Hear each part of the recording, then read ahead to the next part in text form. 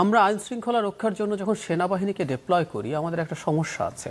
মানে সেনাবাহিনীর ট্রেনিং কিন্তু এই ধরনের নিজ দেশের নাগরিকদের আইন শৃঙ্খলা রক্ষার কাজ না, তাদের পুরো বল প্রয়োগ না। মানে পুলিশ বল প্রয়োগ করে, কিন্তু পুলিশের বল প্রয়োগ ইজ অলওয়েজ তার নিজের নাগরিকদের উপরে।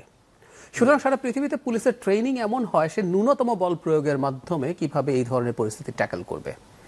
যদিও শেখ হাসিনার সময় পুলিশকে আমরা প্রায় বলি যে মিলিটারাইজ করা হয়েছে, তাকে মিলিটারি বানিয়ে ফেলা হয়েছে, মানুষ খুন করতে শিখে গেছে।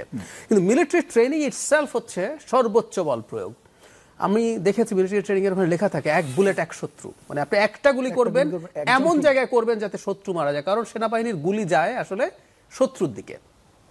সেই সেনাবাহিনী যখন এই ধরনের কাজে আসেন এটা ওনাদের ট্রেনিং না। আমি খেয়াল করব আমাদের সেনা প্রধান রিপিটেডলি ইলেকশন আগে দেওয়ার কথা বলছিলেন, ওর মধ্যে গুরুত্বপূর্ণ কারণ যে উনি ওনার সোলজারদেরকে নিয়ে যেতে চান। এটা ওনাদের কাজ না।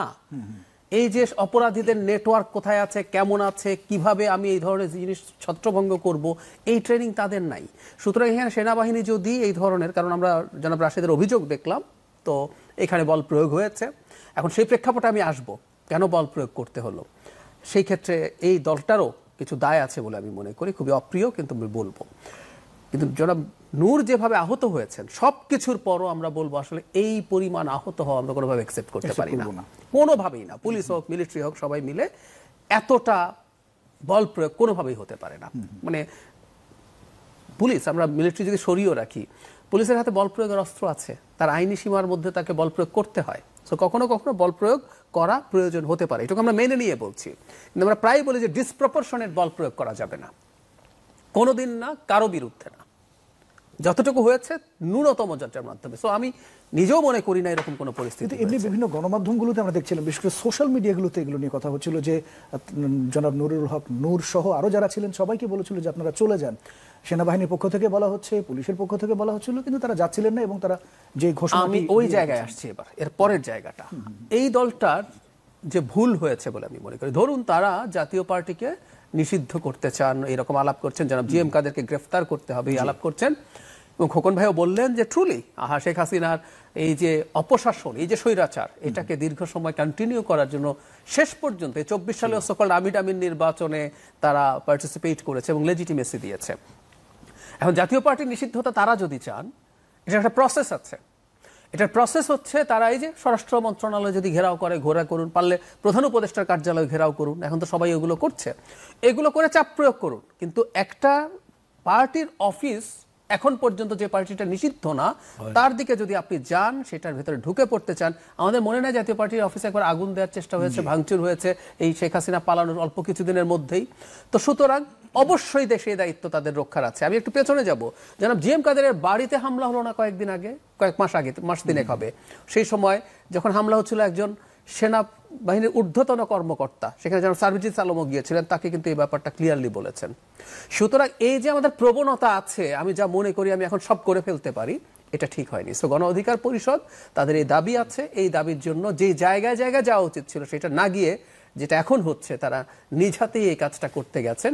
এবং এখানে অবশ্যই আইন প্রয়োগকারী সংস্থা জাতীয় পার্টির অফিস আগলে রাখা উচিত হতো যতক্ষণ পর্যন্ত জাতীয় পার্টি নিষিদ্ধ না হয়। আর নিষিদ্ধ হলেও ওই অফিসে কি হবে না হবে সেটাও কেউ বাইরে থেকে ডিসাইড করতে পারে না।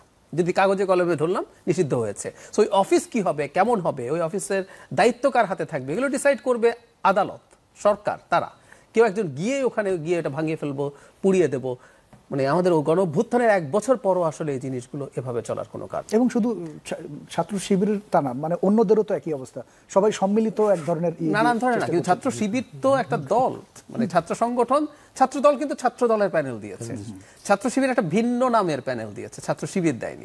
সম্মিলিত। হ্যাঁ, তো আমি যে কথাটা এখন বলতে চাই, এটা আমি ছাত্র শিবির প্রকাশ্যে সঠিকভাবে রাজনীতি করুক এবং এই রাজনীতির মাধ্যমে সে যদি জনগণের, স্টুডেন্টদের আস্থা অর্জন করতে পারে সেটা করা উচিত। এবং আমি একসময়, আমি কোনো একটা অদ্ভুত কারণে, আমি জানি না খোকন ভাইরা ওই সময় ছিলেন সম্ভবত, বা তার আগেই সিদ্ধান্ত হয়েছে কিনা, সব ছাত্র সংগঠন একত্র হয়ে নাকি সিদ্ধান্ত নিয়েছিল ঢাকা ইউনিভার্সিটি বা জাহাঙ্গীরনগরে ছাত্র শিবির রাজনীতি করতে পারবে না। আমি এই জিনিসটাকে যৌক্তিক মনে করি না। ছাত্র শিবির যদি নিষিদ্ধ ছাত্র সংগঠন না হয়ে থাকে, তারা নিষিদ্ধ ছাত্র সংগঠন না, তাহলে তাদের রাজনীতি করার অধিকার আছে। আমি কিন্তু তাদের রাজনীতির যে মোড আছে, যেইভাবে তারা রাজনীতি করে, আমি মনে করি এই রাজনীতি তাদের জন্য ভালো কিছু হবে না, কিন্তু তারা মনে করছেন ভালো হবে। কিন্তু তাদের রাজনীতির অধিকার আছে, তারা প্রকাশ্যে সুন্দরভাবে, আর সব দল যেভাবে রাজনীতি করে আমি তাদের জন্য সেটা চাই, তারা তাদের যাবতীয় যা যা ক্যাম্পেইন আছে সেগুলো করুক, আমি এটাকে একটা শুভ লক্ষণ বলে মনে করি। কিন্তু জরুরি কথা হচ্ছে গণ অভ্যুত্থানের পরে কিন্তু এই ধরনের আমরা প্রকাশ্যে তাদের কার্যক্রম কিছুগুলো দেখতে পাচ্ছি। আমরা এই কথা একটু বলে রাখতে হবে, একটা সময় শেখ হাসিনার সময় তাদের উপরে প্রচন্ড চাপ ছিল এবং তাদের কৌশল এটা, ছাত্রদল ডিসাইড করেছে আমি ছাত্রদল হয়ে মার খেলে মার খাবো, আমি রাজনীতি করব। ছাত্র ইউনিয়ন সিদ্ধান্ত নিয়েছে, ফ্রন্ট সিদ্ধান্ত নিয়েছে, এনারা আবার ভিন্নভাবে নানানভাবে ছিলেন, ছাত্রলীগের ইভেন কমিটিতে ছিলেন বলে অভিযোগ আছে। এর বাইরে তারা নানাভাবে তাদের সাথে মিলেমিশে এক্সিস্ট করতে চেয়েছে। কিন্তু আমি ব্যক্তিগতভাবে আবারও বলছি, যেহেতু তারা একসময় এই ধরনের ট্রেন্ডের মধ্যে ছিলেন, তাদের উচিত হবে না, তাদের উচিত একদম প্রকাশ্যে আসা, প্রকাশ্যে নিজেদেরকে প্রকাশিত করা, প্রকাশিত রাজনীতি করা, জনগণকে বেছে নেয়ার, ছাত্রদেরকে বেছে নেয়ার, কানেক্টেড হওয়ার সুযোগ দেয়া।